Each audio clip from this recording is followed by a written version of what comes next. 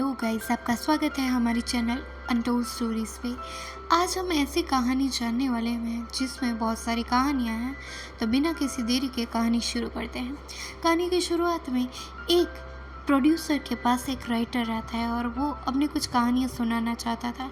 पर तभी वो प्रोड्यूसर अपनी फैमिली यानी कि अपनी वाइफ से बात कर रहा था। उसकी वाइफ रिक्वेस्ट करती है कि उसको अपने पापा के घर जाना है उनके बर्थडे के लिए, पर प्रोड्यूसर उन्हें मना कर देता है और फ़ोन कट करके रख देता है। तभी राइटर वहाँ पे बैठ जाता है और वो बताता है कि उसके पास 4 कहानियाँ हैं जो उसे प्रोड्यूसर को बताना चाहता है।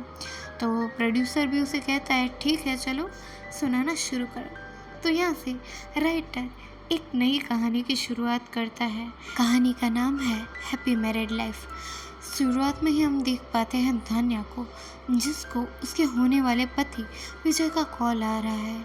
यहाँ पे विजय उनकी शादी के लिए काफ़ी ज़्यादा एक्साइटेड है, पर धान्या तो उसे समझाने की कोशिश कर रही है कि मुझे तुमसे प्यार तो है, पर मुझे अभी तुम्हारे साथ शादी करने में थोड़ा टाइम है, थोड़ा इंटरेस्ट नहीं आ रहा है, थोड़ा वेट करो ना। ये सब बातें सुन के विजय तो काफ़ी हद तक टूटने लगता है, पर धान्या अपना कुछ फैसला या मन बना चुकी थी, जिस वजह से यहाँ पे वो विजय को शायद टाल रही थी। न जाने क्यों, पर विजय के मन में एक डर बैठा हुआ है और ये धान्या की बात को सुन के काफ़ी ज़्यादा नर्वस फील करने लगता है। और इसी के साथ ये रात तो ख़त्म हो जाती है, पर सुबह होते ही विजय की माँ उसे आके बुलाने लगती है। चलो जल्दी उठो, लड़की वाले तुम्हें देखने आए हैं। आप शौक मत होइए, इस मूवी में बहुत सारे ट्विस्ट हैं ना। विजय भी अपनी माँ की बात सुन के उठ के तैयार होके नहा धो के चकाचक होके चाय के कप लेके बाहर आने लगता है, जहाँ पे धान्या हुई थी इसको देखने के लिए ना। पहली नज़र में ही विजय के संस्कार देख के उसकी माँ काफ़ी हद तक यानी कि धान्या की माँ विजय को पसंद करने लगती है और वो कह देती है कि हमें ये रिश्ता मंजूर है। यहाँ पे विजय भी शर्माने लगता है और धान्या तो काफ़ी ज़्यादा अवॉइड करना चाहती थी, पर ठीक है, हो रहा है तो हो रहा है। यहाँ पे विजय खुश होता है कि फाइनली उसके प्यार उसकी धान्या के साथ उसकी शादी होने वाली है। यहाँ पे ये लोग ऐसा कहते हैं धान्या के पेरेंट्स कि उन्हें कोई दहेज नहीं चाहिए। अरे भाई साहब, यहाँ पे हो क्या रहा है? ठहरो, जल्दी पता चल जाएगा। यहाँ पे तो जो धान्या की मम्मा होती है वो ये रिश्ता फाइनल कर देती हैं। हालांकि धान्या से कुछ हद तक सवाल पूछे जाते हैं, पर विजय से किसी को कुछ लेना देना नहीं। उसे तो सिर्फ बता दिया जाता है कि अब धान्या उसकी ज़िंदगी में आने वाली है या वो धान्या की ज़िंदगी में जाने वाला है। वक्त का पहिया तेज़ धार से घूमता है और जल्दी इन दोनों की शादी वाला दिन आ जाता है। शादी के दौरान धान्या विजय को मंगलसूत्र बांध देती है। अरे भाई साहब, और साथ ही साथ शादी के बाद यहाँ पे विजय शादी करके विदाई होके धान्या के घर में चला जाता है। धान्या के घर में उसे काफ़ी ज़्यादा नर्वस फील होता है, क्योंकि ये सब कुछ उसके लिए नया था। नया घर, नया परिवार, नई रीत रस्में, अरे बाप रे। पर वो कैसे भी करके शायद एडजस्ट कर लेगा। रात होते ही ये दोनों थके हुए थे, इसलिए सो ही जाते हैं। पर अगली सुबह तुरंत ही जल्दी से उठ के विजय यहाँ पे चाय कॉफ़ी नाश्ता बनाने लगता है उसके नए परिवार के लिए। और घर का हर छोटा बड़ा काम, जैसे कि बर्तन मांजना, कपड़े धोना, पूजा करना और घर की साफ सफाई, ये सब काम विजय संभालने लगता है। यहाँ पे हर छोटी बड़ी चीज़ के बारे में धान्या के पिता भी उसे समझाते हैं कि कौन सी चीज़ कहाँ से लेनी है, कहाँ पे रखनी है और कौन सा काम कैसे करना है, जैसे कि हर एक सास अपने बहू को समझाती होती है।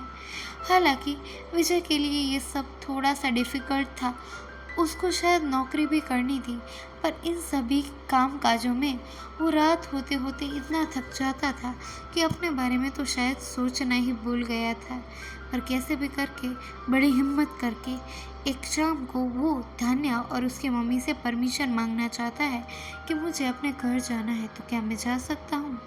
पर धान्या तो तुरंत ही मना कर देती है, नहीं, अभी तो तुम्हें बहुत सारे गेस्ट देखने आने वाले हैं, तो तुम अभी कैसे जा सकते हो?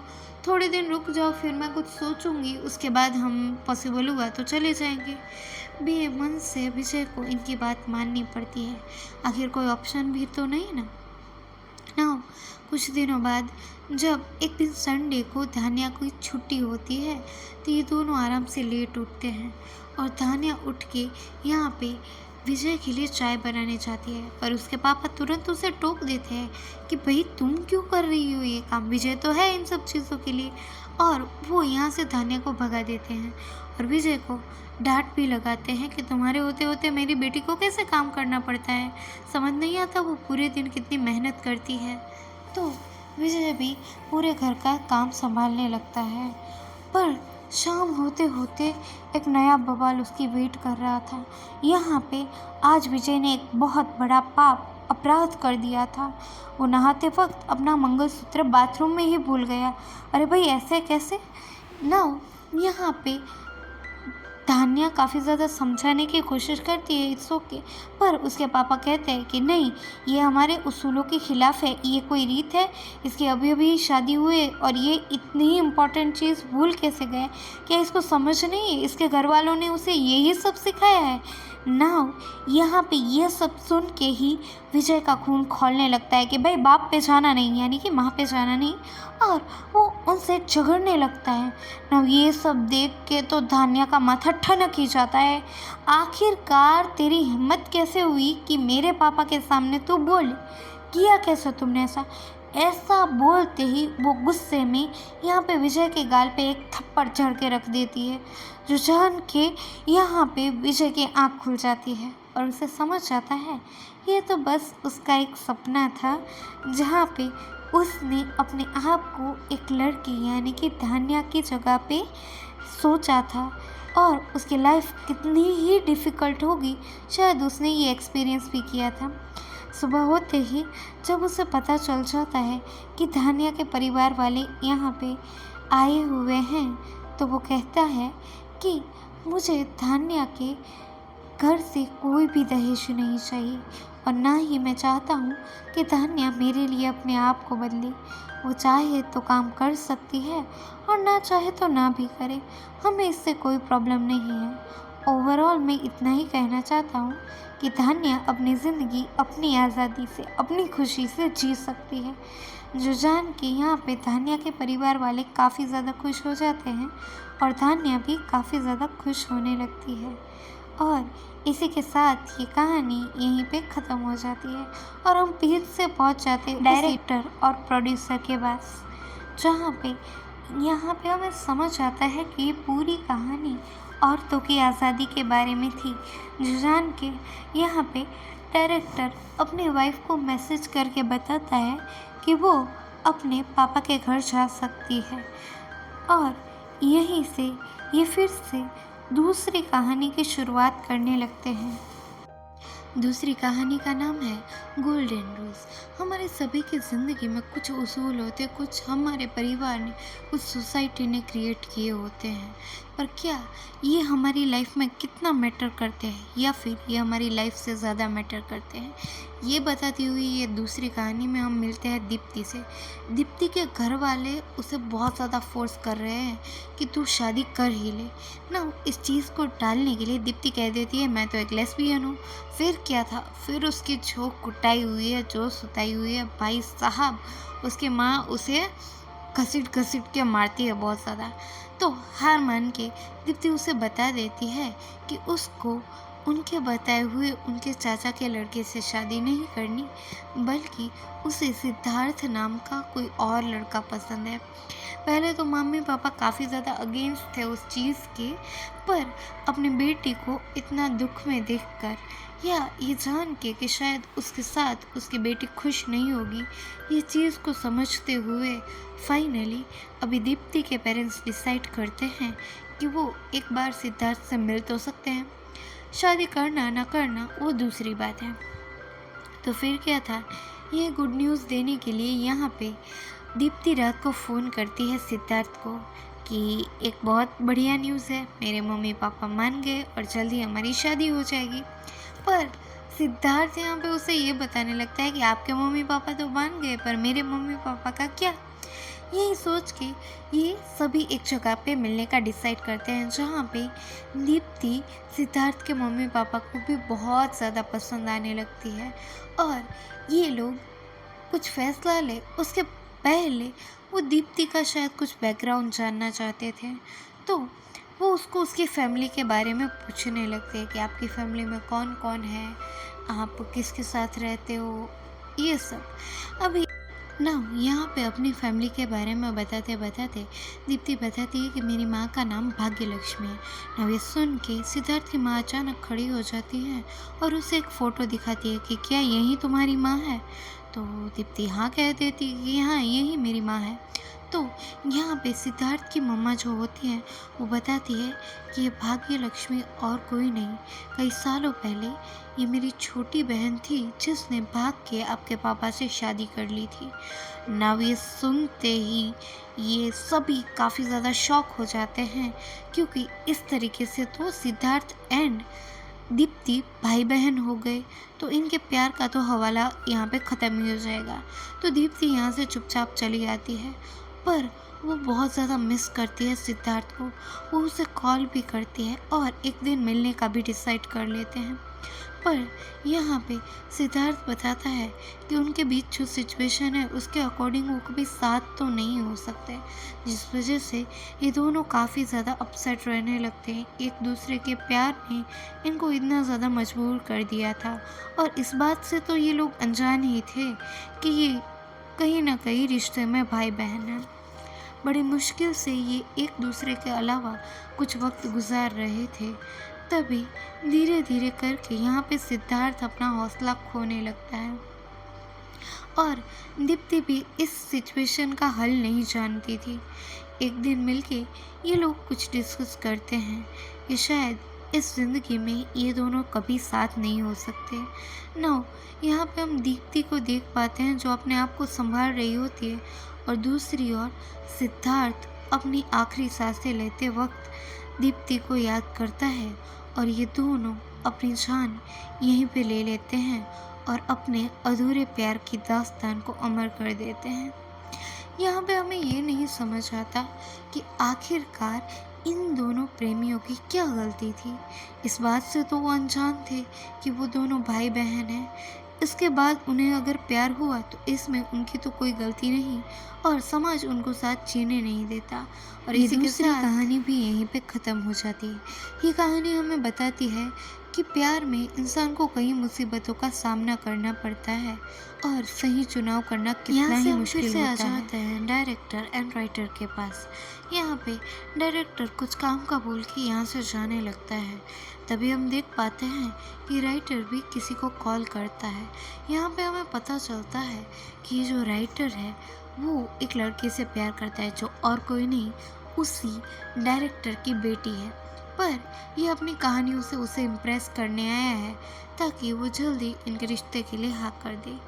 और तभी हमें पता चलता है कि फाइनली यहाँ पे डायरेक्टर फिर से वापस आ गए हैं, और वो कहता है कि तुम्हारी कहानियाँ तो बहुत इंटरेस्टिंग है, तो बिना किसी देरी के तुम तीसरी कहानी शुरू कर दो।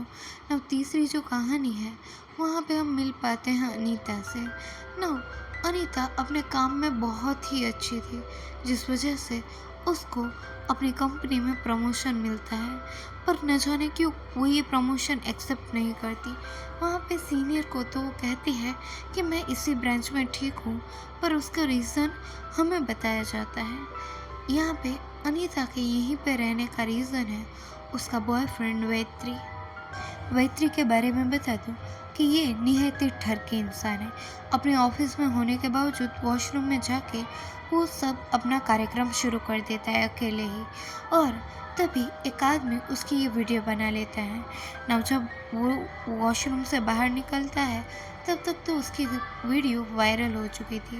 वायरल होते होते वो उनके बॉस के पास भी पहुंच जाती थी, और बॉस इस चीज़ को तो कतई अप्रूव नहीं कर सकते कि जो इंसान अपने आप को इतनी देर तक कंट्रोल नहीं कर सकता वो दूसरों के लिए अनसेफ हो सकता है। ये कह के वो नौकरी से निकाल देते हैं उसको। ना यहाँ पे वैत्री काफ़ी ज़्यादा टेंशन में आ जाता है कि वो कैसे रहेगा ऐसे बिना नौकरी के, पर अपनी गर्लफ्रेंड अनीता को वो सच नहीं बताता। वो तो कहता है कि मेहनती और कामयाब इंसान यहाँ पे किसी को पसंद नहीं, तो मुझे उन्होंने काम से निकाल दिया, और मैं अभी बिना काम के कैसे सरवाइव करूँ कुछ समझ नहीं आता है। अनीता भी उसको हौसला दे देती है, इस बात से अनजान कि उसे क्यों नौकरी से निकाला गया था। ना वो एक बीच पे बैठे बैठे ये टाइम पास ही कर रहा होता है, तभी उसके पार एक टैक्सी ड्राइवर आके बैठ जाता है।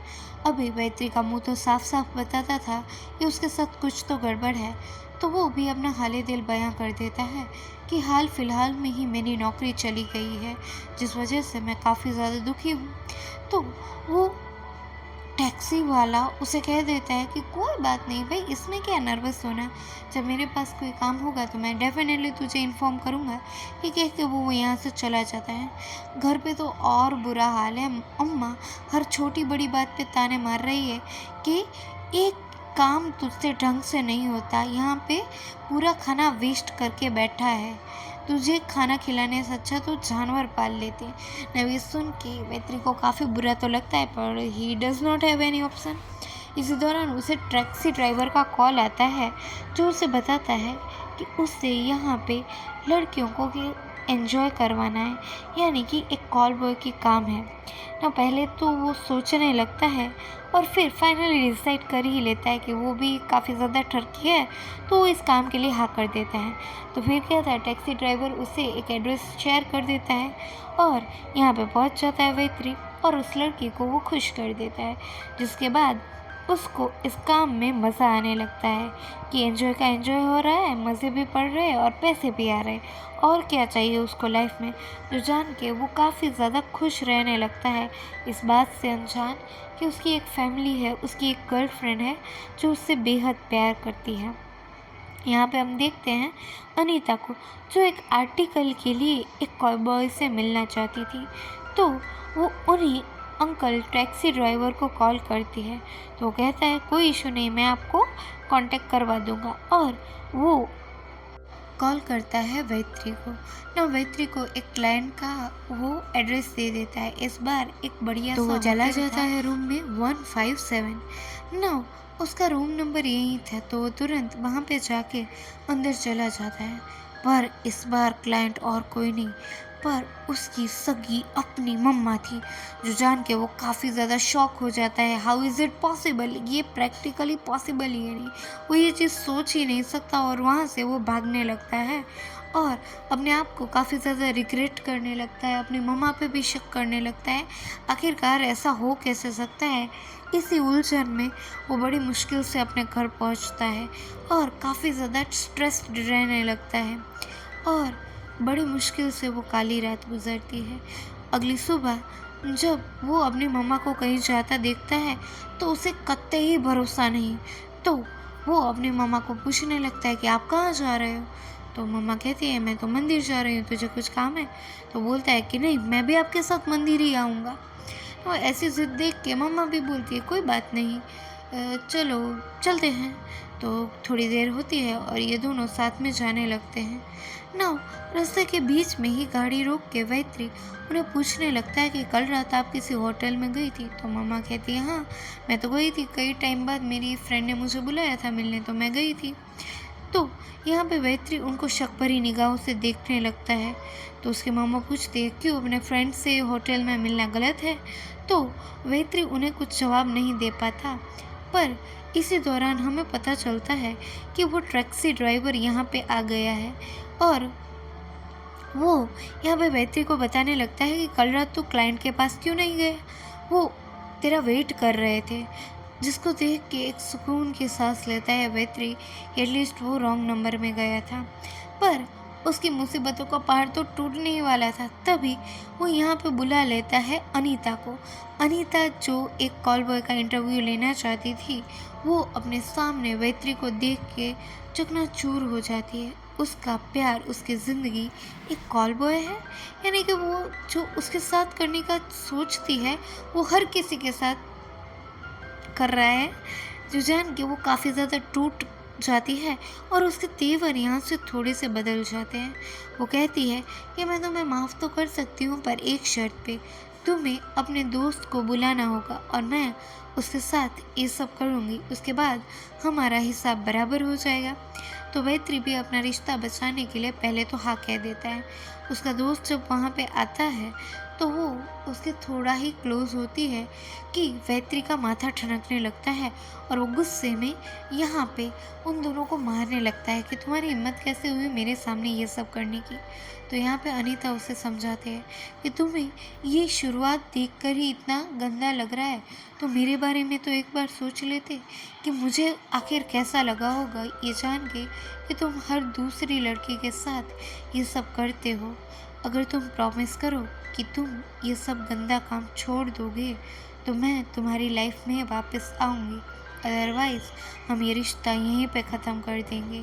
और इसी के साथ ये कहानी भी ख़त्म हो जाती है।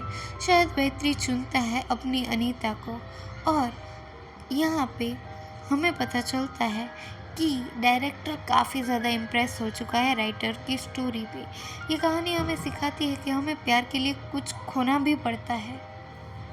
और फाइनली अब हम पहुंच जाते हैं इस कहानी की आखिरी कहानी पे, जहाँ पे इस नई कहानी का नाम है फेम गेम।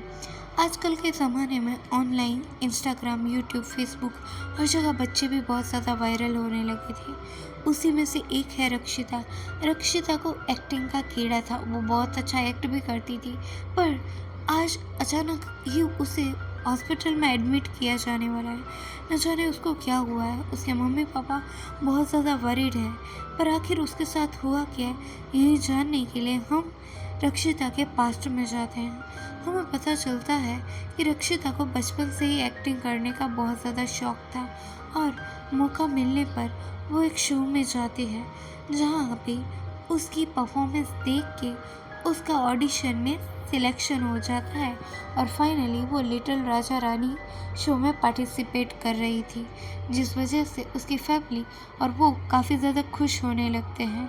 और यहाँ पे ये सभी खुशियों के बीच तभी हमें पता चलता है कि प्रेजेंट टाइम में डॉक्टर बताती है रक्षिता के माता पिता को कि आई एम सॉरी, मैं रक्षिता को बचा नहीं पाई, जो जान के उसके मम्मी पापा दिल से टूट जाते हैं कि उनकी इकलौती बच्ची अब इस दुनिया में नहीं रही। पर उसकी वजह जाने बिना यहाँ पे उसके पिता मुड़ने वाले नहीं थे। हम फिर से फ्लैशबैक में जाते हैं जहाँ पे हमें समझ आता है कि रक्षिता अपने करियर में काफ़ी ज़्यादा अच्छा कर रही थी, यानी एज अ चाइल्ड आर्टिस्ट वो बहुत ही ज़्यादा अच्छा कर रही थी और उससे उसकी अर्निंग भी काफ़ी अच्छी हो रही थी, जिस वजह से उसके माता पिता एक नया घर लेते हैं और हंसी खुशी से रहने लगते हैं। तभी एक दिन अचानक रक्षिता के पिता यूट्यूब पे उसका एक एपिसोड देख रहे होते हैं सीरियल का, जहाँ पे रक्षिता फर्स्ट नाइट का प्ले कर रही होती है, जिसमें वो काफ़ी ज़्यादा वल्गर डायलॉग्स भी बोलती है, जो जान के उसके पिता को बहुत ज़्यादा गुस्सा आता है। एज इफ़ एक्टिंग में ये बुरा नहीं होगा शायद, पर वो तो अभी बहुत छोटी है, एक बच्ची के साथ ये सब करना गलत होगा। पर उसकी माँ तो शायद ये सब सुनने के लिए तैयार नहीं। वो तो कहती है कि तुम्हें एक्टिंग के बारे में नॉलेज नहीं, हमारी बेटी अच्छा ही कर रही है तो तुम मुझे तो मत सिखाओ और उसको अपने तरीके से काम करने दो। ये जान के उसके पिता को काफ़ी ज़्यादा बुरा लगता है, पर यहाँ पे रक्षिता की माँ कोई भी पीछे मुड़ने की तैयारी में ही नहीं थी। यहाँ पे हमें पता चलता है कि उनका जो शो होता है उसमें ये वल्गर टिप्स उन्हें दिए जाते थे और इसी दौरान जो जितना गंदा एक्ट करेगा वो उतना ही आगे बढ़ेगा। तो सेमीफाइनल में यहाँ पे रक्षिता हारने लगती है, जिस वजह से उसकी शायद मौत हुई थी। पर यहाँ पे इसके अंतिम संस्कार के दौरान ही रक्षिता के पिता कहते हैं कि वो फाइनल में ज़रूर जाएंगे। तो वो पहुँच जाते हैं शो के फाइनल में। वहाँ पे जाके वो जो होस्ट होती है वो अनाउंस करती है कि हमें बहुत दुख है कि रक्षिता अब हमारे बीच में नहीं रही और उसकी इतनी अच्छी परफॉर्मेंस हमारे लिए यादगार रहेंगी।